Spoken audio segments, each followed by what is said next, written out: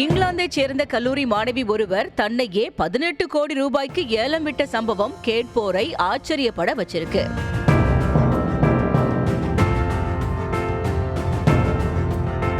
நாளுக்கு நாள் பெண்களுக்கு எதிராக அதிகரிச்சிட்டு வர பாலியல் வன்கொடுமை குற்றங்களை தடுக்க வேணும்னு போராட்டங்கள் நடத்திட்டு வர இந்த நேரத்துல மாணவி ஒருத்தங்க தன்னையே விற்று கோடீஸ்வரியா மாறி இருக்காங்க. இங்கிலாந்தோட மான்செஸ்டர் பல்கலைக்கழகத்துல படிச்சிட்டு வரவங்க தான் 22 வயதான லாரா. பார்க்கவே ரொம்ப அழகா இருக்கிற இவங்க எஸ்கார்ட் ஏஜென்சி பிளாட்ஃபார்ம் மூலமா தன்னோட வெர்ஜினிட்டிய ஏலம் விட்டு இருக்காங்க.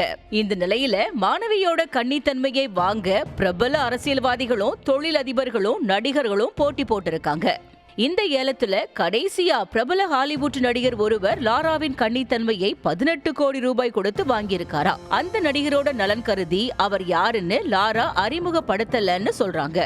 இது பற்றி பேசிய லாரா, எத்தனையோ பெண்கள் எந்த பலனுமே இல்லாம தங்களோட கன்னித்தன்மையை இழக்கிறாங்க. ஆனா நான் எதிர்காலத்தை கருத்துல கொண்டுதான் இப்படி பண்ணிருக்கேன். என்னோட குடும்ப வறுமைக்காகவும் பண தேவைக்காகவும் இது போல ஒரு முடிவு எடுத்ததுல எனக்கு வருத்தமே இல்ல அப்படின்னு சொல்லி இருக்காங்க லாரா.